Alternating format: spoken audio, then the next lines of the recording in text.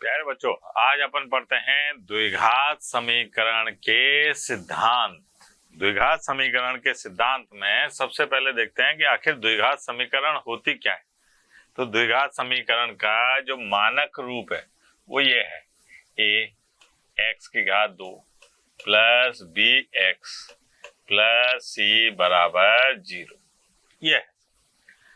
यहाँ पर एक शर्त होती है, ये द्विघात समीकरण तब कहलाएगी जब a जो है वो बराबर नहीं हो किसके, 0। अगर a बराबर 0 के हो जाए तो ये एक घातीय समीकरण कहलाता। ठीक, अब यहाँ पर ये a b c, ये a b c क्या है बेटा, a b c ये वास्तविक संख्याएं होती हैं। क्या होती हैं ये? वास्तविक संख्याएं, कोई सी भी 3 4 5 7। यहाँ पर अगर अपन बात करें कि a क्या है तो a है एक्स स्क्वायर का गुणांक, b क्या है x का गुणांक, c क्या है अचर पद। ये तो हुई अपने पास में द्विघात समीकरण, जिसके बारे में अपन विस्तार से इस प्रश्नावली के अंदर पढ़ेंगे। इसमें क्या क्या दिखाई देगा? इसमें दिखाई देगा द्विघात समीकरण के हल। अब द्विघात समीकरण के हल का मतलब क्या हुआ कि ये मान लीजिए अपने पास में a x की घात 2 b x प्लस सी बराबर 0 है। अब इसके इस समीकरण के हल किसको कहेंगे अपन? जैसे मान लीजिए अपने पास में एक द्विघात समीकरण है x की घात 2 प्लस 3x और प्लस 2 बराबर 0। ये एक द्विघात समीकरण है। यहाँ a का मान 1, b का मान 3 और c का मान 2 है। अब इसके मैंने क्या काम करे, सबसे पहले गुणनखंड करें, 2x प्लस x प्लस 2 बराबर 0।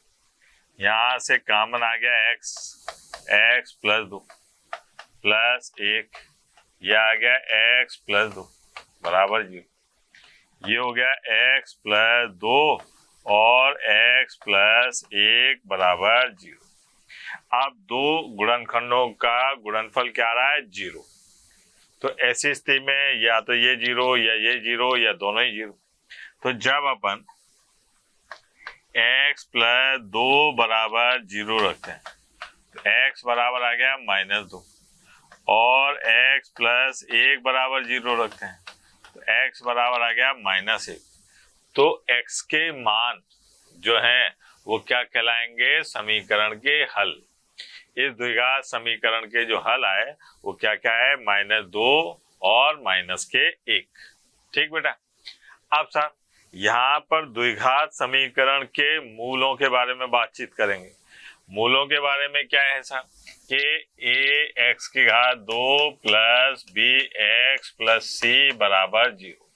द्विघात समीकरण के मूल का तात्पर्य है कि समीकरण में x के वह मान जो दी गई समीकरण को संतुष्ट करते हैं, समीकरण के मूल कहलाते हैं। x के वह मान जो समीकरण को संतुष्ट करते हैं। संतुष्ट करने का मतलब क्या हुआ कि उस समीकरण में x के स्थान पर अगर वो मान रखते हैं तो उस समीकरण का मान 0 के बराबर आ जाता है। द्विघात समीकरण में 2 और केवल 2 मूल होते हैं, अर्थात ना तो 2 से ज्यादा होंगे ना 2 से कम होंगे। अब श्रीधराचार्य जी ने क्या काम करा कि इस समीकरण के मूल, जिसको अपन कह रहे हैं कि x के मान, उस श्रीधराचार्य सूत्र बनाया। उसमें बताया x minus b plus minus under root के अंदर बी स्क्वायर माइनस 4ac और बटे में 2a। ये है सब। उन्होंने बताया कि कोई भी द्विघात समीकरण है उसके मूल को आप इस सूत्र के द्वारा निकाल सकते हैं। अब मूल तो 2 हैं, क्योंकि अब ये भी कहा कि द्विघात समीकरण में 2 और केवल 2 मूल होते हैं, अर्थात ना तो 2 से ज्यादा ना 2 से कम। तो ऐसी स्थिति में अपन ने क्या काम करा, इसको लिखा x माइनस बी, एक बार ले लिया अपन ने प्लस का चिन्ह, यह आ गया under root b square minus 4ac और बटे में 2a। और इसका नाम रख लिया अपन ने एल्फा। एक और ऐसा माइनस बी, अब की बार माइनस का चिन्ह ले लेते हैं। यह आ गया b square minus 4ac under root में और 2a बटे में, इसको कह दिया अपन ने बीटा। तो ये अल्फा बीटा क्या है? समीकरण के मूल। x के वे मान जो दी गई समीकरण को संतुष्ट करें वो क्या कहलाते हैं? समीकरण के मूल। अपन इसको अल्फा और बीटा के नाम से जानेंगे, है ना। जब बात करेंगे अपन समीकरण के मूलों की तो अपन कहेंगे साहब अल्फा और बीटा। एक मूल अल्फा है तो दूसरा मूल क्या हो जाएगा? बीटा। ठीक है, अब बात करते हैं, आगे बढ़ते हैं साहब। अब आते हैं द्विघात समीकरण के मूलों की प्रकृति। अब ये क्या चीज आ गई साहब? मूलों की प्रकृति मतलब अपने को मूलों के बारे में जानकारी लेनी है कि साहब मूल, दो मूल हैं तो एक जैसे हैं क्या, अलग अलग हैं क्या, भाई समान है या असमान है। उसके बाद में मूल के जो मान प्राप्त होंगे वो संख्यात्मक होंगे, 3, 5, 7, 9 ऐसे करके। तो अपने को ये पता लगाना है कि साहब वो परिमेय है कि अपरिमेय। परिमेय और अपरिमेय का मतलब अंडर रूट के अंदर वाली संख्या आ रही है या अंडर रूट के बाहर वाली संख्या आ रही है। ठीक है, पहली चीज। दूसरी चीज अपने को पता चलानी है कि वास्तविक है कि काल्पनिक है। अब बात आई साहब कि वास्तविक है, काल्पनिक है, समान है, असमान है, परिमेय है और अपरिमेय है। ये तीन बातें अपने को मूलों के बारे में बतानी। तो यहाँ पर सबसे पहले देखो आप कि श्रीधराचार्य ने जो मूल बताए थे वो ऐसे बताए, plus minus under root b square minus 4ac और बटे में 2, ये अपने पास में मूल है। अब बात चलेगी अपनी किसके ऊपर? सबसे पहले एक शब्द सुनाई देगा आपको जिसका नाम होगा विवेचक। क्या है ये? विवेचक। विवेचक क्या करता है? विविध कर भी कहते हैं इसको। विवेचक क्या काम करता है? ये विवेचना करता है किसकी? समीकरण के मूलों की। मतलब ये बताएगा कि साहब समीकरण के मूल समान हैं कि असमान हैं। ठीक है, और काल्पनिक है कि वास्तविक है, परिमेय है कि अपरिमेय। ठीक। अब देखो आप, विवेचक क्या होता है साहब? इसको बड़े वाले डी से व्यक्त करते हैं। ये होता है बी स्क्वायर माइनस 4ac, ये विवेचक है। यहाँ पर बी क्या है? एक्स का गुणांक, और साहब ए क्या है? एक्स स्क्वायर का गुणांक, और सी क्या है? अचर पर। अब इसका मान क्या क्या हो सकता है? कोई भी संख्यात्मक मान या तो 0 के बराबर हो सकता है, या 0 से बड़ा हो सकता है, या 0 से छोटा हो सकता है। ये वाली बात है। सबसे पहले अपन बात करते हैं साहब कि नंबर 1 है ना, जब बी स्क्वायर माइनस 4ac बराबर हो किसके? 0 के, तब क्या होगा साहब? ये देखते हैं। यहाँ एक छोटा सा एग्जांपल ले देते हैं कि ये है अपने पास में x की घात 2 प्लस 4x प्लस 4 बराबर 0। ठीक है, यहाँ पर a बराबर क्या है? a बराबर 1, b बराबर 4 और c बराबर 4। b स्क्वायर माइनस 4ac का मान निकालूं तो ये आ गया 16 माइनस 16 बराबर 0। यानी कि यहाँ पर विवेचक का मान क्या है? 0 है। अब इसकी बात करें तो ये आ रहा है अपने पास में x प्लस 2 और x प्लस 2 बराबर 0। यानी कि x के दो मान आ रहे हैं -2 -2। ठीक। अब पहला अपने पास में था कि ये समान है कि असमान है। तो यहाँ देखो आप, ये -2 कैसे हैं? समान कि असमान? समान है। तो पहली बात आई साहब समान है। दूसरी बात आती है परिमेय है कि अपरिमेय है। तो यहाँ पर ये देखिए आप, परिमेय है कि अपरिमेय है? परिमेय है। ठीक है, फिर बात करिए अपन ने वास्तविक है कि काल्पनिक है? तो भैया ये वास्तविक है, -2 होते हैं। तो यहाँ पर पता चला कि बी स्क्वायर माइनस 4ac का मान जब 0 के बराबर होता है तो ऐसी स्थिति में मूल कैसे होते हैं बेटा? मूल होते हैं समान। ठीक है, फिर दूसरा परिमेय और तीसरा वास्तविक। ये हो गया सर वास्तविक। यहाँ पर जो मूल, अगर मान लीजिए बी स्क्वायर माइनस 4ac का मान 0 हो जाए तो मूल जो है वो क्या हो जाएगा? माइनस बी बटा 2a, और उस मूल का मान क्या होगा? माइनस बी बटे 2a। ये दो मूल होंगे साहब, माइनस बी बटे 2a। ये आ गया, सीधी सीधी सी बात। अब साहब दूसरी बात करते हैं। ठीक है, दूसरी बात क्या है कि जब बी स्क्वायर माइनस 4ac 0 से बड़ा हो, क्या हो? 0 से बड़ा हो।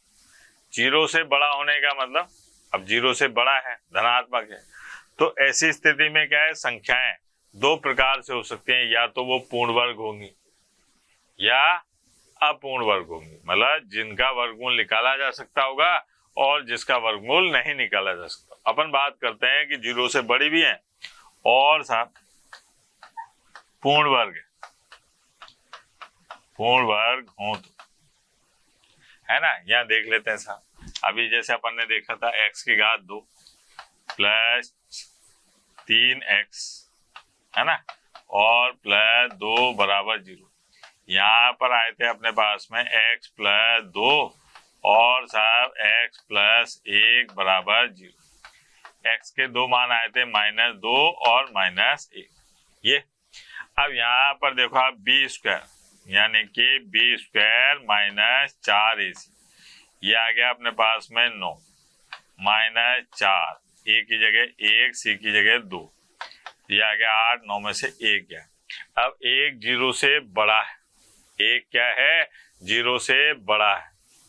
ठीक है साहब, फिर 1 जो है वो क्या है? पूर्ण वर्ग, इसका मतलब इसका वर्गमूल निकाला जा सकता है। तो इससे जो मूल प्राप्त हुए ऐसी स्थिति में, तो वो कैसे होंगे? देखो आप, तो यहाँ पर मूल क्या आ रहे हैं? -2 -1। अब ये समान है कि असमान है? असमान है, ये दोनों अलग अलग है, पहली चीज। तो साहब अगर विवेचक का मान 0 से बड़ा है और पूर्ण वर्ग है तो ऐसी स्थिति में मूल कैसे होते हैं? असमान, नंबर 1। नंबर 2, ये परिमेय है कि अपरिमेय है? परिमेय है, सीधी सी बात। फिर बात करी अपन ने कि ये वास्तविक है कि काल्पनिक है, तो पता चला कि साहब ये तो वास्तविक है। तो अगर विवेचक का मान 0 से बड़ा हो और पूर्ण वर्ग हो तो ऐसी स्थिति में मूल कैसे होंगे बेटा? मूल होंगे समान, हाँ, असमान। और साहब परिमेय और वास्तविक, ये आ गया, सीधी सी बात। ये अपने को याद रखना है कि अगर विवेचक का मान 0 के बराबर है तो मूल कैसे होंगे? समान, परिमेय और वास्तविक। यहाँ पर इसको उल्टा भी याद रख सकते हो कि अगर किसी द्विघात समीकरण के मूल समान हैं तो उसके विवेचक का मान 0 के बराबर होगा। ठीक, ऐसे ही बी स्क्वायर माइनस 4ac, इसका मान 0 से बड़ा है और पूर्ण वर्ग है, तो ऐसी स्थिति में मूल कैसे होंगे? असमान, परिमेय और वास्तविक। अब साहब तीसरे नंबर की बात, अगर मान लीजिए कि बी स्क्वायर माइनस 4ac ये 0 से बड़ा है लेकिन अपूर्ण वर्ग है, मतलब जिसका वर्ग नहीं निकाला जा सकता, अपूर्ण वर्ग, तो क्या होगा साहब? तो अपन देखें साहब, x की घात 2 प्लस, यहाँ पर लिखा अपन ने 2 3x प्लस 1 बराबर 0, ये आ गया। अब यहाँ पर देखो आप बी स्क्वायर माइनस 4ac, तो यहाँ पर बी स्क्वायर माइनस 4ac का मान देखते हैं, तो बी स्क्वायर क्या है? 9 माइनस 4ac, 9 में से 4 गए तो 5।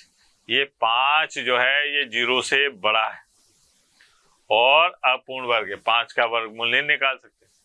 तो मूल कैसे प्राप्त होंगे वो देखते हैं साहब।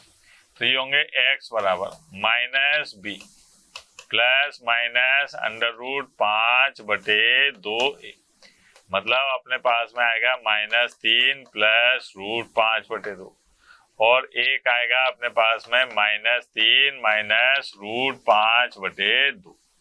ये आया। अब यहाँ पर ये बताओ कि ये मूल समान है कि असमान है? तो अलग अलग है सब, प्लस माइनस का अंतर है। देखो आप फिर बात करते हैं अपन कि साहब ये परिमेय है कि अपरिमेय है? तो अंडर रूट में संख्या आ रही है, इसका मतलब कैसे है? ये अपरिमेय। अच्छा, वास्तविक है कि काल्पनिक है? तो पता चला कि साहब ये तो वास्तविक है। तो जब विवेचक यानी कि b² - 4ac का मान 0 से बड़ा हो और अपूर्ण वर्ग हो, तो ऐसी स्थिति में मूल कैसे होंगे? असमान।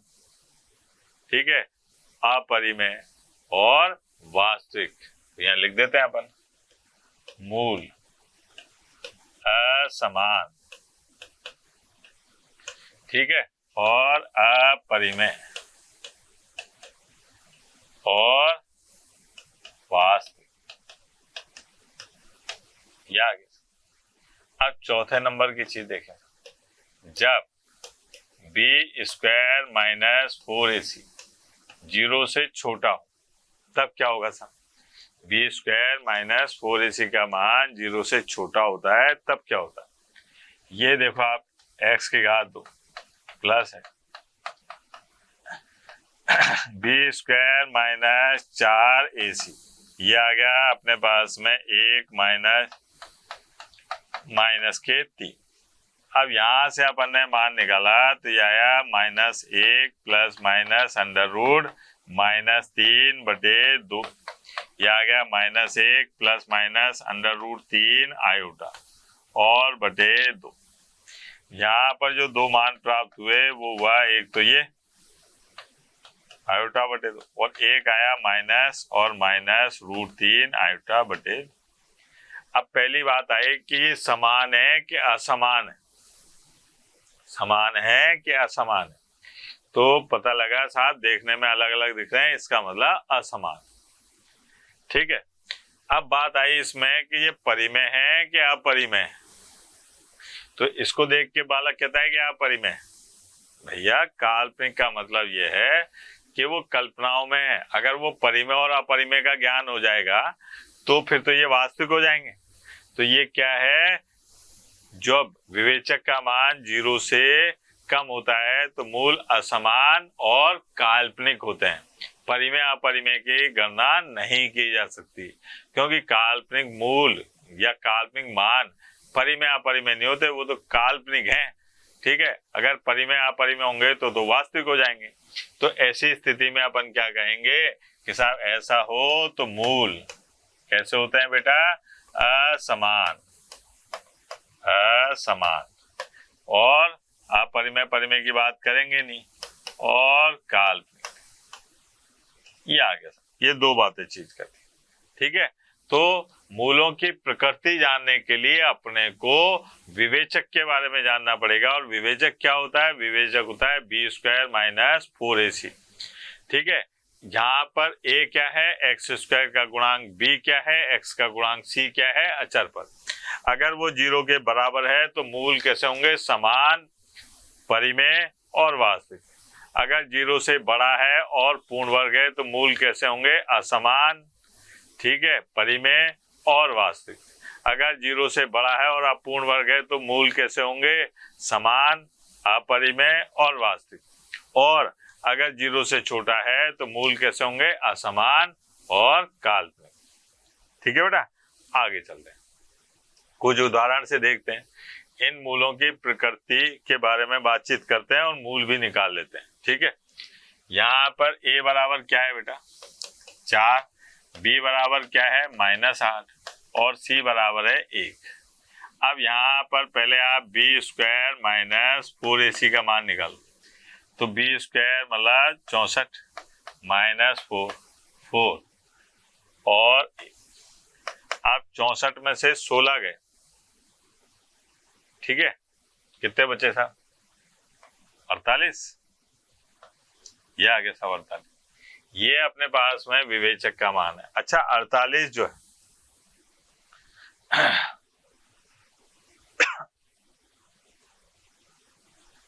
48 जो है ये क्या है? पूर्ण वर्ग नहीं है, पहली चीज। 0 से बड़ा है, तो मूल कैसे प्राप्त होंगे अपने को? असमान, ठीक है, और अपरिमेय और वास्तविक। वो क्या होंगे साहब? x बराबर minus b 8 plus minus under root के अंदर 48 और बटे 2a। क्या आ गया? x बराबर 8 प्लस माइनस 48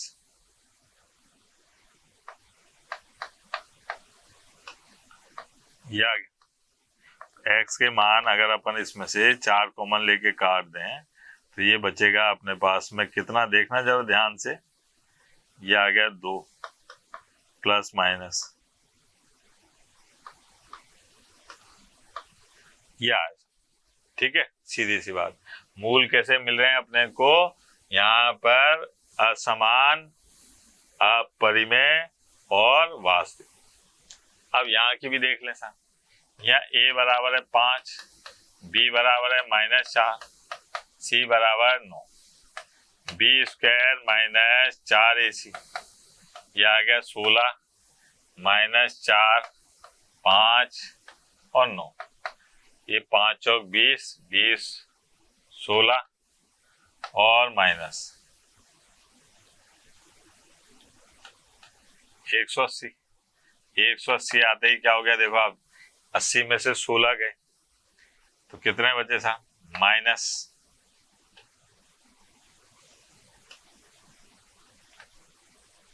164। कैसा आ गया साहब? माइनस का। माइनस होने पर विवेचक का जब मान माइनस है तो ऐसी स्थिति में मूल कैसे होंगे? असमान और काल्पनिक। और वो मूल क्या होंगे साहब? x बराबर minus b plus minus under root 164 iota बटे 2 क्या आ गया? ठीक है, आगे बढ़ते हैं। यहाँ देखो आप, कुछ इस प्रकार के सवाल आएंगे अपने पास में कि यदि समीकरण के मूल समान है तो ये सिद्ध कीजिए। अब यहाँ पर कह रहा है कि समीकरण के मूल समान है। समीकरण के मूल समान होते ही आपके दिमाग में क्या होना चाहिए कि विवेचक का मान 0 के बराबर है।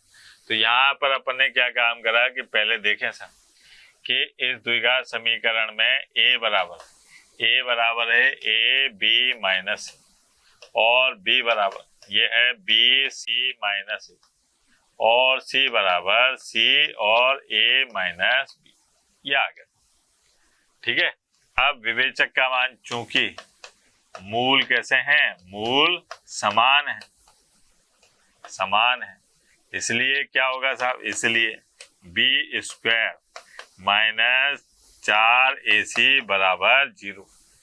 अब b स्क्वायर क्या है साहब? ये है b स्क्वायर और c माइनस a इसका whole square minus 4।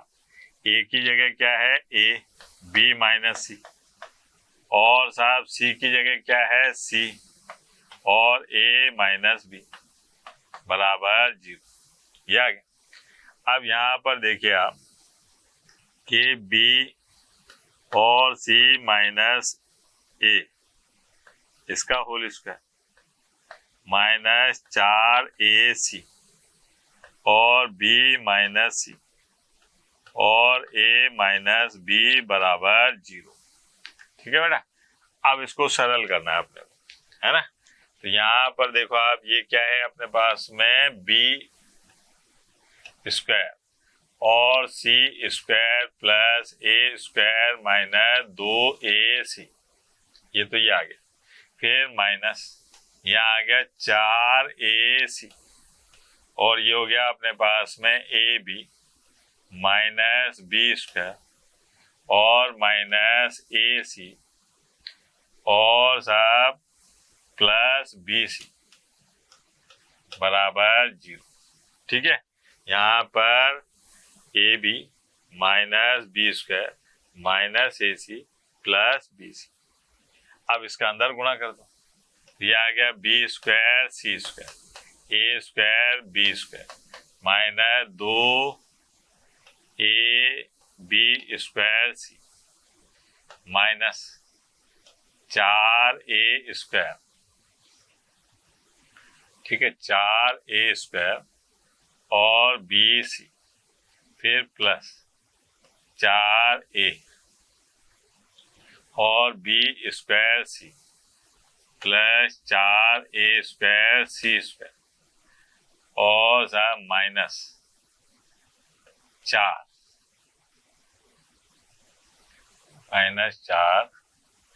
A B और सी स्क्वायर बराबर 0। ये हो गया। अब यहां पर देखिए आप कि ये एक सूत्र बन रहा है।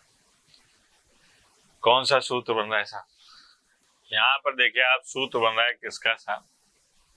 ए बी प्लस बी सी और माइनस 2 ए सी, इसका होल स्क्वायर बन रहा है बराबर 0। ये आ गया। फिर और ध्यान से देखा तो ये आ गया a b plus b c minus 2 a c बराबर 0। फिर और देखा साहब तो ये आ गया a b plus b c बराबर 2 ए सी। फिर अपन ने क्या काम करा, दोनों पक्षों में किसका भाग लगा दिया? ए बी सी का भाग लगा दिया। तो दोनों पक्षों में ए बी सी का भाग लगाने पर क्या होगा साहब? यहाँ देखो आप, ए बी और ए बी सी और ए बी सी और 2 ए सी और ए बी सी। यहाँ पर ए बी कर गया तो 1/c प्लस 1/a और बराबर 2/b। यही आ रहा सवाल, ये आ गया सवाल। ठीक है, अच्छे सवालों में से डायरेक्ट याद रखने वाली चीज है। आगे चलते हैं। m के किन मानों के लिए निम्नलिखित समीकरणों के मूल कैसे होंगे? समान होंगे। तो उसमें देखिए अपन यहाँ पर मान लेते हैं कि माना इस समीकरण के मूल समान है।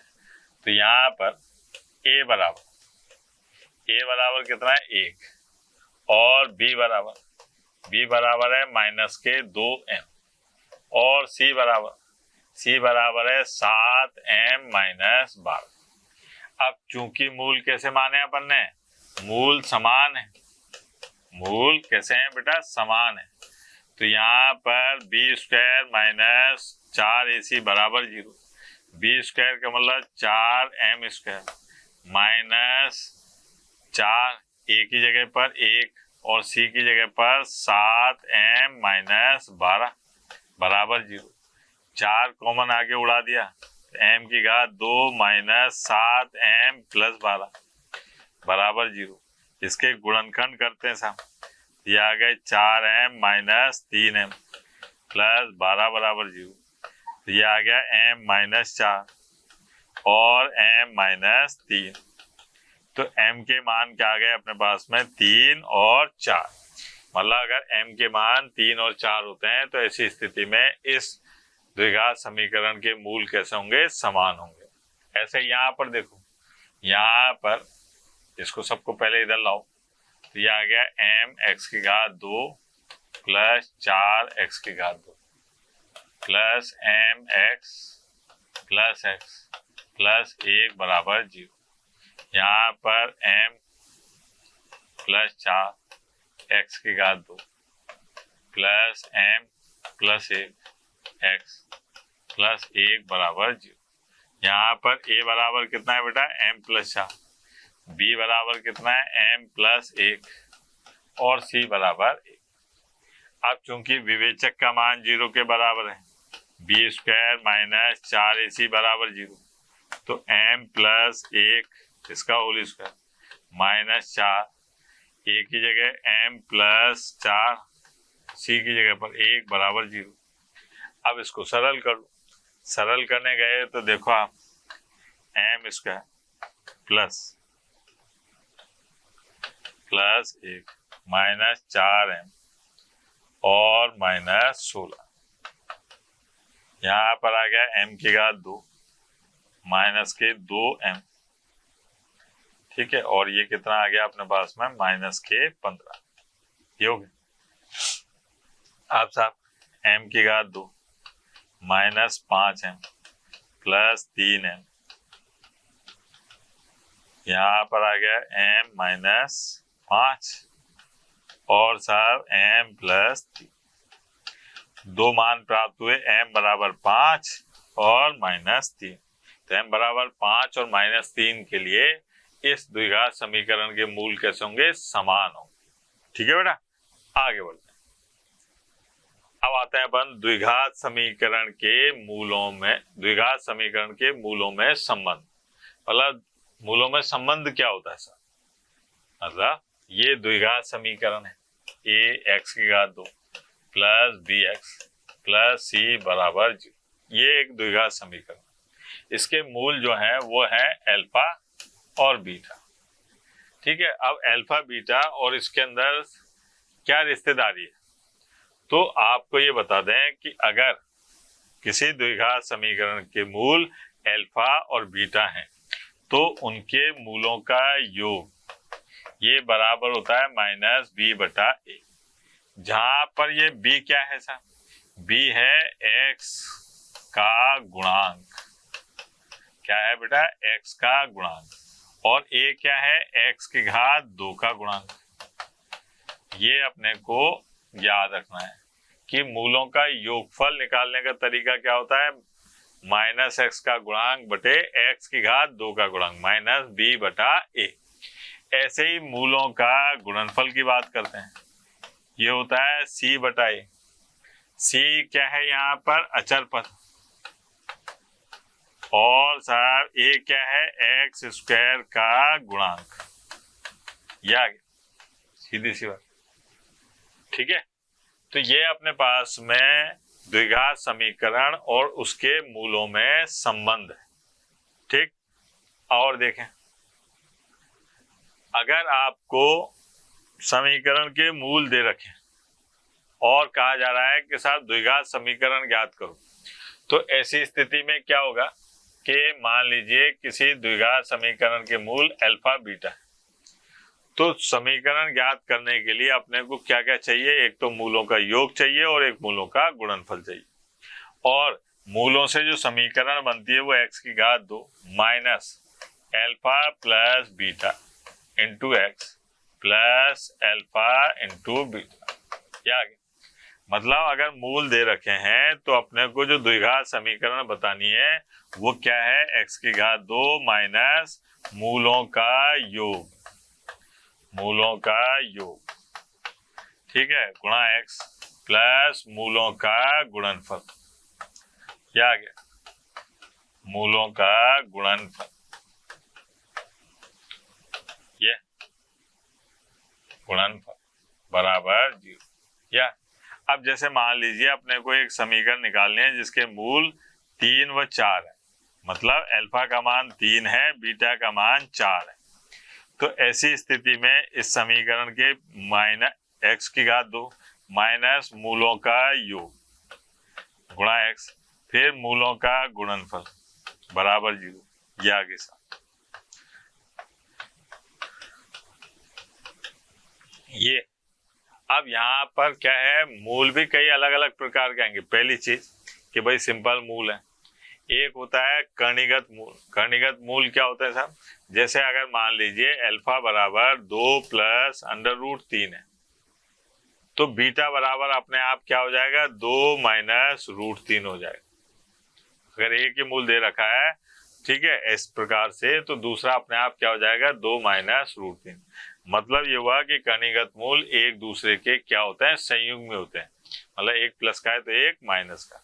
ऐसे ही अगर मान लीजिए अल्फा बराबर अपने को दे रखा है 2 प्लस 3 आयोटा, तो बीटा बराबर अपने आप क्या हो जाएगा? 2 माइनस 3 आयोटा। जैसे मान लीजिए अपने पास में कहा गया कि वो समीकरण ज्ञात करो जिसका एक मूल 1 प्लस √3 है, तो अब अपने को टेंशन नहीं लेनी कि दूसरा मूल तो दिया ही नहीं है। दूसरा मूल दे है भैया, ये बीटा 1 माइनस √3। अब x की घात 2 माइनस मूलों का योग करो सर, तो मूलों का योग करोगे तो ये आ गया 2x। फिर मूलों का गुणनफल करो तो 1 माइनस 3 कितना हो जाएगा -2 बराबर 0। यार सीधी सी बात। अगर मान लीजिए कहीं दे रखा है अल्फा बराबर 2 + 5 आयोटा, ठीक है, इस समीकरण इस ऐसा मूल दे रखा है तो समीकरण ज्ञात करो, तो परेशान नहीं होना, क्योंकि बीटा बराबर क्या है 2 - 5 आयोटा। अगर मान लीजिए x की घात 2 माइनस मूलों का योग कितना आ गया 4x, मूलों का गुणनफल की बात करें तो यहाँ पर प्लस ये आ जाएगा अपने पास में 2 का स्क्वायर 4 और 5 का स्क्वायर 25 यानी कि 29। तो ये आ गया x की घात 2 4x + 29 बराबर 0। ये हो गया, ठीक है। ये वाली चीज अपन क्या है, एक सम्मिश्र संख्या नाम का पार्ट है, उसमें पढ़ेंगे तो ज्यादा विस्तार से पढ़ेंगे। मतलब इस यहाँ पर ये सीखा कि अगर अपने पास में मूल दे रखें और समीकरण ज्ञात करनी है तो उसका तरीका ये होगा x की घात 2 माइनस मूलों का योग गुणा x प्लस मूलों का गुणनफल। ठीक है भाई, आगे चलते।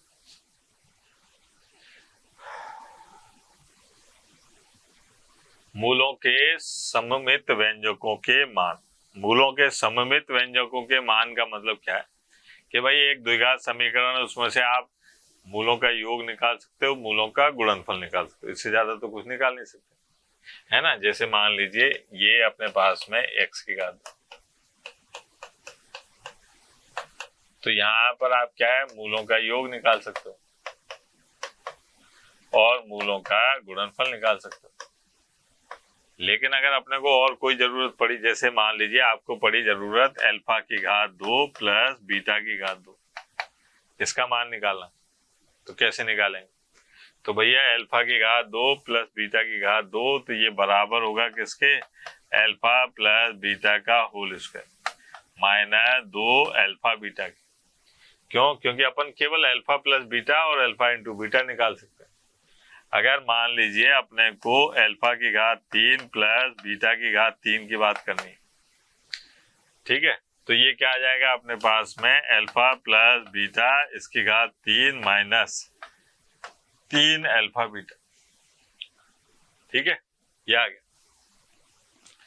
3 अल्फा बीटा और अल्फा प्लस बीटा, यही होता ना भाई। अपने को याद है कि साहब अल्फा प्लस बीटा इसकी घात 3 बराबर क्या होता है अल्फा की घात 3, फिर प्लस बीटा की घात 3 और माइनस 3 अल्फा बीटा और अल्फा प्लस बीटा। अब मुझे इसका मान निकालना, तो इसको उठा के इधर लाया तो ये क्या हो जाएगा अपने पास में प्लस। सीधी सी बात। अगर मान लीजिए अपने को अल्फा माइनस बीटा का मान निकालना, ठीक है, ये चाहिए, तो अब अल्फा माइनस बीटा कैसे निकलेगा सर? अल्फा माइनस बीटा निकालने के लिए अपने पास में, हाँ भैया, अल्फा माइनस बीटा इसका अपन ने कर दिया होल स्क्वायर, तो ये आ गया अपने पास alpha square plus beta square minus 2 alpha beta.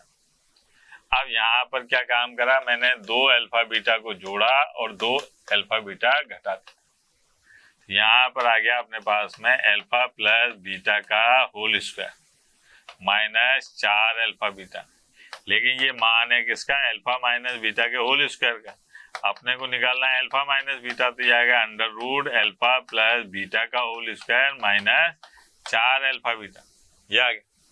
तो यहाँ पर क्या हो जाएगा, अंडर रूट के अंदर अल्फा प्लस बीटा का whole square minus 4 alpha beta. इस प्रकार से मान निकालते हैं, ठीक है। खास करके ये तीन ही काम में आते हैं कि भाई अपने पास में अल्फा बीटा है और अल्फा इंटू बीटा है, अल्फा प्लस बीटा और अल्फा इंटू बीटा है, तो इससे सममित व्यंजक ये निकल जाते हैं। ठीक है बेटा, आगे बढ़ते हैं।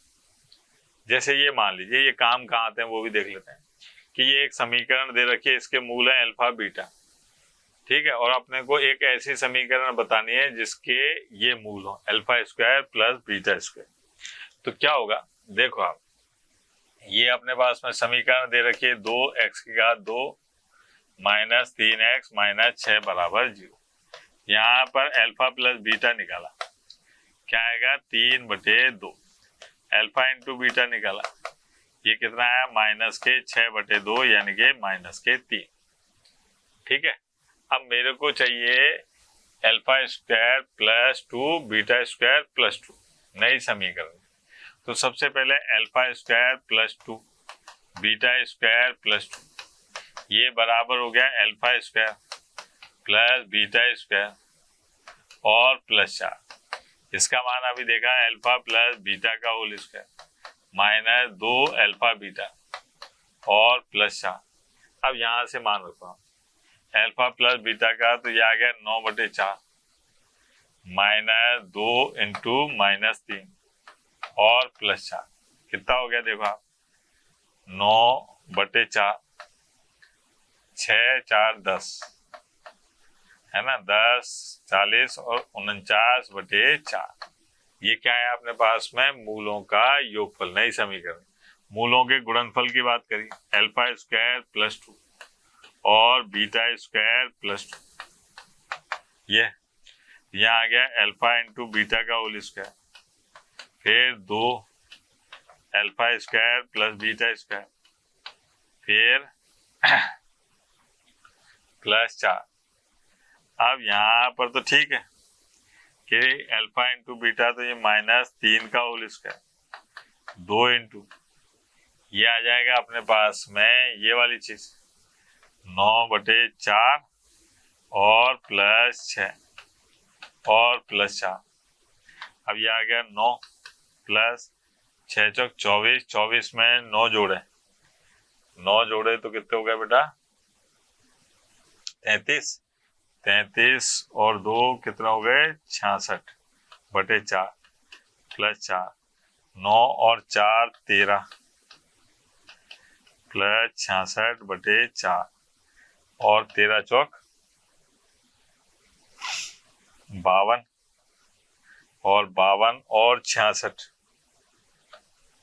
से तो हो गए 52 प्लस 66/4। हाँ भाई, ये आ गया 6 और 2 8 है ना, 5 और 2 7, 78 के 11, 118/4। अब मूलों का योग भी आ गया, मूलों का गुणनफल भी आ गया। अब अपने को क्या काम करना है, नई समीकरण बतानी है। तो नई समीकरण क्या होगी, एक्स स्क्वायर माइनस मूलों का योग, मूलों का योग है ना, प्लस मूल इंटू गुणा एक्स प्लस मूलों का गुणनफल, गुणनफल बराबर 0। एक्स की घात 2 माइनस मूलों का योग कितना आता बेटा 49/4 एक्स, मूलों का गुणनफल कितना है 118/4 बराबर 0। तो ये आ गया 4x की घात 2 49x प्लस 118 बराबर 0। ये हो गया, सीधी सिंपल सी बात कि अगर अपने को मूल दे रखे हैं, ठीक है, और नई समीकरण ज्ञात करनी है तो ये सूत्र लगा दो। ये देखो आप, ये बड़ा मजेदार सवाल है साहब। इस सवाल में क्या दे रखा है अपने को कि अल्फा और बीटा बराबर नहीं है और अल्फा स्क्वायर बराबर ये है, बीटा स्क्वायर बराबर ये है। तो नई समीकरण बतानी है जिसके मूल क्या हो, अल्फा अपॉन बीटा और बीटा अपॉन अल्फा। ये दे रखा है, इसका मतलब ये है कि मूल समीकरण को संतुष्ट कर रहे हैं। एक मूल अगर अल्फा है तो समीकरण हो गई x की घात 2 और साहब 5x माइनस 3, इससे भी वही आ रही है। यहाँ पर x की घात 2 माइनस 5x प्लस 3 बराबर 0। अब इसके मूल अल्फा बीटा है तो यहाँ पर अल्फा प्लस बीटा बराबर कितना हो जाएगा -b/a यानी कि 5। अल्फा इंटू बीटा बराबर कितना हो जाएगा 3। अब साहब अपने को निकालना है alpha upon beta plus beta upon ये बराबर, तो ये आ गया अल्फा की घात 2 बीटा की घात 2 बटे में क्या आ जाएगा अल्फा इंटू बीटा। ये आ गया अपने पास में अल्फा प्लस बीटा इसकी घात 2 माइनस 2 अल्फा बीटा और बटे में अल्फा इंटू बीटा। मान रखो साहब, यहाँ पर आ गया 5 की घात 2 25 और माइनस 2 अल्फा बीटा यानी कि 6 और बटे में 3। 25 में से 6 गए, ये आ गया अपने पास में 19/3। ठीक, अब मूलों का गुणनफल भी निकाल लेते हैं। यहाँ पर मूलों का गुणनफल निकालते हैं, अल्फा बीटा और बीटा अल्फा, ये आ गया 1।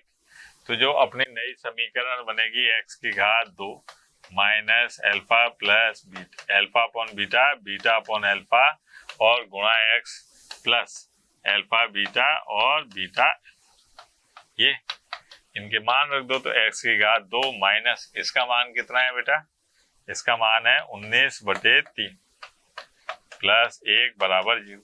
तो ये आ गया 3x की घात 2 माइनस 19x प्लस 3 बराबर 0। ये हो गया, सीधी सी बात, ठीक है।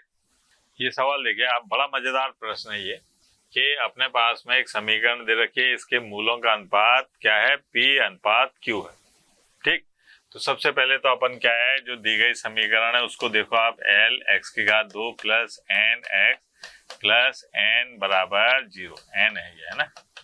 अब यहाँ पर अगर मान लिए इसके मूल अल्फा बीटा है, तो यहाँ पर अल्फा प्लस बीटा का मान हो जाएगा माइनस n बटा l, और अल्फा इंटू बीटा का मान हो जाएगा n बटे l। अब बात करते हैं अपन कि प्रश्नानुसार क्या दे रखा है बेटा। प्रश्नानुसार ये कहा जा रहा है कि साहब अल्फा और बीटा का जो अनुपात है वो p अनुपात q है, ये हो गया। अब यहाँ पर देखें अपन, यहाँ पर क्या है कि अंडर रूट, ये है अपने पास में p बटे q और साहब प्लस अंडर रूट, ये है अपने पास में q बटे p और साहब प्लस अंडर रूट, यहाँ पर है n बटे l।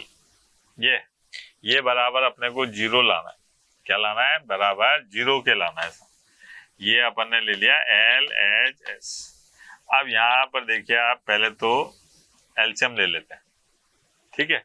एलसीएम लेते ही अपने पास में क्या हो जाएगा, ये आ जाएगा अपने पास, ओह एलसीएम तो बाद में लेंगे, पहले अपन क्या काम करते हैं, इनके मान रख लेते हैं साहब, ताकि अपने को आसानी हो जाए।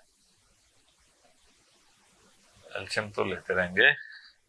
यहाँ पर क्या है, इसका अगर p बटे q की बात करें तो ये है under root alpha upon beta, फिर प्लस ये है अपने पास में बीटा अपॉन अल्फा, और प्लस ये तो चल ही रहा है n बटा l।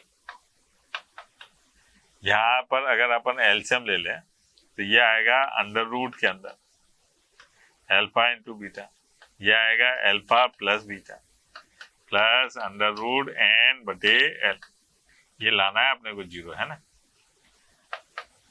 हाँ भाई, अब अल्फा प्लस बीटा का मान, अल्फा प्लस बीटा का मान है अपने पास में माइनस n बटे l, और बटे में है अंडर रूट n बटे l और प्लस अंडर रूट n बटे l।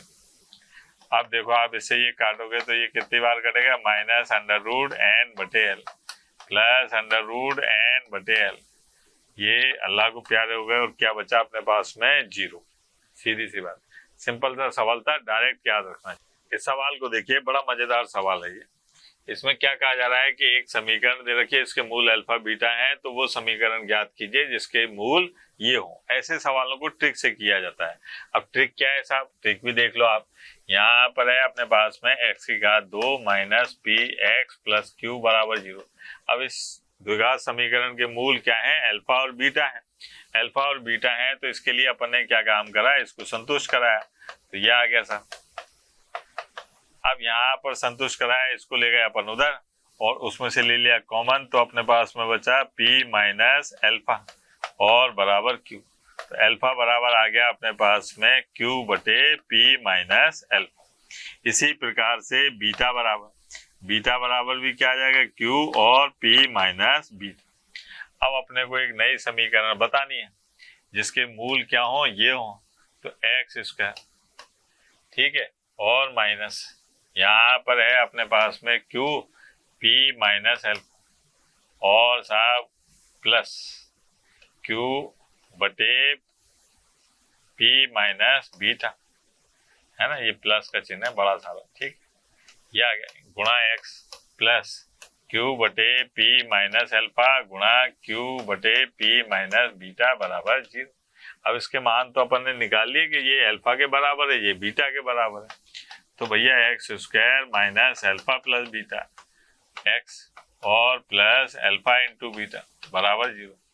अब ये तो यही समीकरण आ गई, एक्स स्क्वायर माइनस, तो ये आ गया पी एक्स प्लस क्यू बराबर 0। सीधी सी बात, कोई अंतर नहीं आया। ठीक है, आगे बढ़ते हैं। अब आते हैं उभयनिष्ठ मूलों के लिए प्रतिबंध। उभयनिष्ठ मूलों का मतलब यह है कि दो तरीके के होंगे कि एक मूल उभयनिष्ठ हो या दोनों मूल उभयनिष्ठ हो। तो ये है अपने पास में उभयनिष्ठ मूलों के लिए प्रतिबंध। तो यहाँ पर क्या काम करते हैं कि ये मान लेते हैं कि इन दोनों का एक मूल उभयनिष्ठ है।